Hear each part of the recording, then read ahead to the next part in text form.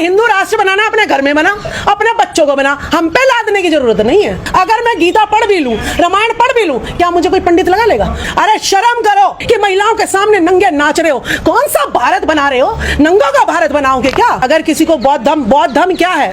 बौद्ध धर्म तो सच्चाई है, वो प्रकृति से जुड़ा हुआ एक धर्म है जिसमें कहते हैं निर्दोषों की हत्या नहीं करनी चाहिए, शराब जो है आप ना पीजिएगा, चोरी मत करिएगा, पराई स्त्री के साथ व्यभिचार नहीं करिएगा। जिस दिन इस चीज को फॉलो कर लिया जाएगा कि पराई स्त्री के साथ व्यभिचार ना करे, हमारी 50% जो महिलाएं हैं उनके घर आबाद रहेंगे। नहीं तो पति चोर, तो राखी सावंत ने भी इल्जाम लगा दिया है कि यहां पर इतनी सारी महिलाएं हैं जो पति चोर है।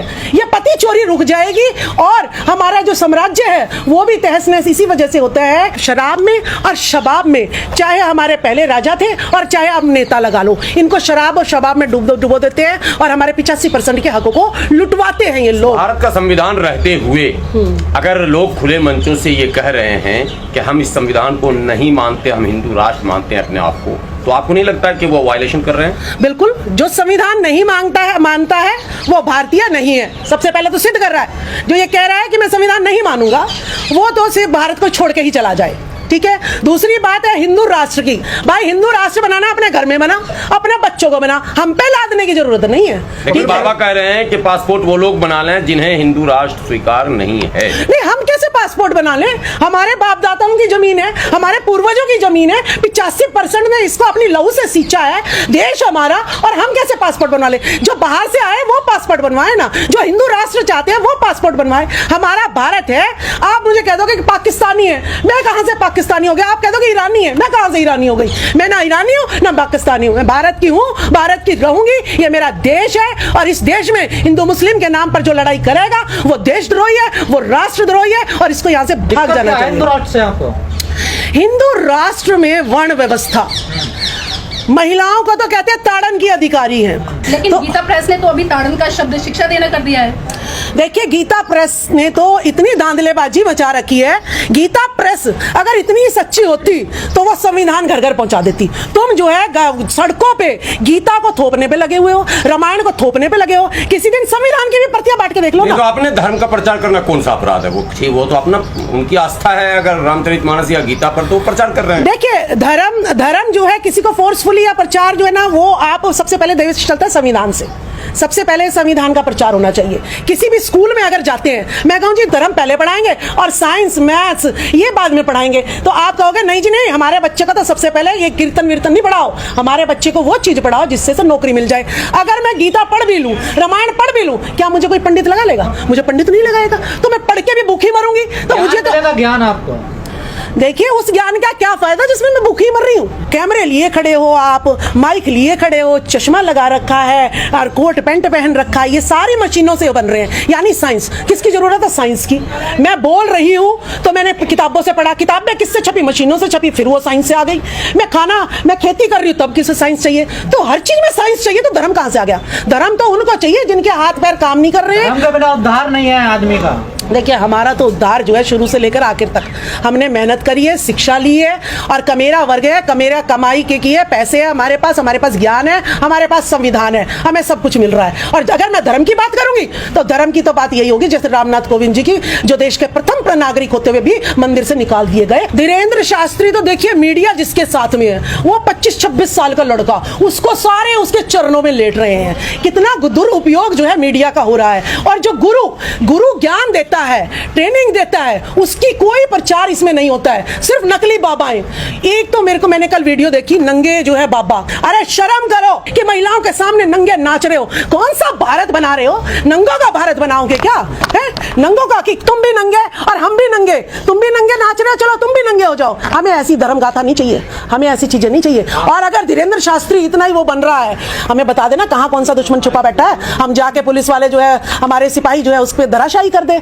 इतने पुलवामा अटैक हो रहा है, कहीं कुछ कोई सा अटैक हो रहा है, अटैक होना बंद हो जाए। अगर ज्यादा जादूगरी जानता है। कल एक पंडित की बात आई, कहता जी उसका बेटा ना क्रैश में होके मर गया। मैं कहा बताओ भाई, पंडित का बेटा पोता क्रैश होके मर गया हवाई जहाज, बताओ उसने उसकी कुंडली नहीं बनाई क्या? है पता कर लेता कि मेरे बेटे का क्रैश होने वाला है तो उसको मिस कर देता। तो कौन सा चमत्कार माने? जो उन्हीं पर नहीं चल रहा वो चमत्कार माने क्या हम लोग? देखिए, धीरेन्द्र शास्त्री संत और उसके भाई को ही नहीं संभाल पाया, वो आतंकवादी।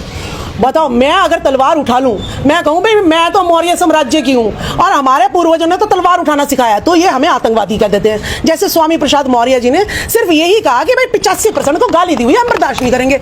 उस पर तो फरसा लेके संत खड़ा हो जाता है, 25 लाख की जो है ना फिरौती लगा देता कि भाई जो इसका गर्दन कटवा के। एक तो संत हो आप, तो किसी को मारने की तो बात ही नहीं कर सकते। दूसरा, संत के पास इतना रुपया आया कैसे? ईडी के छापे तो वहीं लग जाने चाहिए। धीरेन्द्र शास्त्री इतने बड़े, छोटी सी उम्र में इतने किलों में जो है अपना वो जगह बनाई हुई है और उसके एक वीडियो वायरल हुए, देखो मूर्ख इकट्ठे हो गए हैं। तो हम भोले भाले लोगों को ये मूर्ख कह रहे हैं, इन्हें ये नहीं पता 85 जिस दिन ये मूर्ख जिस दिन जाग गया, ये मूर्ख नहीं है, इसके इतिहास को मिटाया गया है। राजमाला जी, आप शिक्षिका भी रही हैं और आपको अच्छा अनुभव है कि आपने छात्रों के बीच भी रहकर काम किया। क्या लगता है जो शिक्षा व्यवस्था है उसमें कुछ कमी है कि 85-15 तो हम लोग बहुत दिन से सुन रहे हैं? देखिए, शिक्षा में कमी ही कमी है।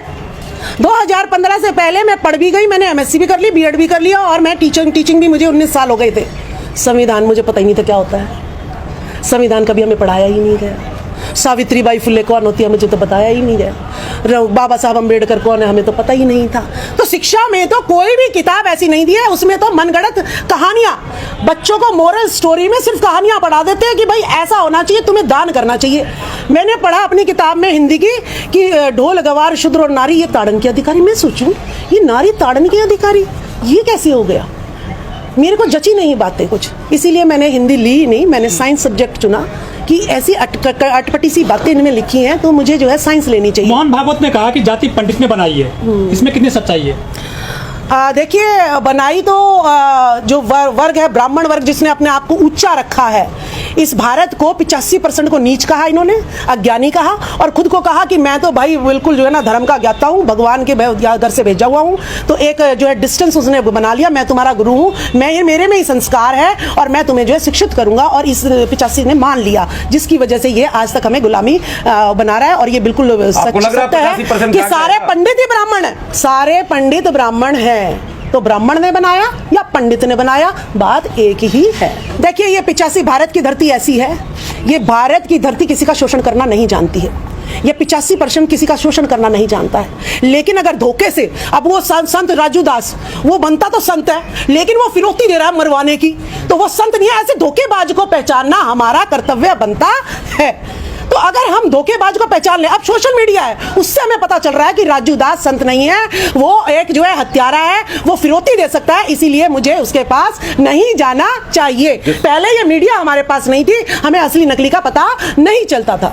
और आज स्वामी प्रसाद मौर्य जी पे भी जो है फरसा लेके ये जो है संत महात्मा जो खड़े हुए हैं, ऐसे ढोंगी संत महात्माओं को जवाब देने के लिए मैं तो खुद स्वामी प्रसाद मौर्य से अपील करने आई हूँ कि मुझे भी तलवार थमा दो। माथा यानी ब्राह्मण मुख से पैदा हुआ है ना, तो मुख कहाँ झुकता है? पैरों में झुकता है। और पैर इनकी व्यवस्था के कारण कहां से पैदा हुए हैं? शूद्र, पैरों से।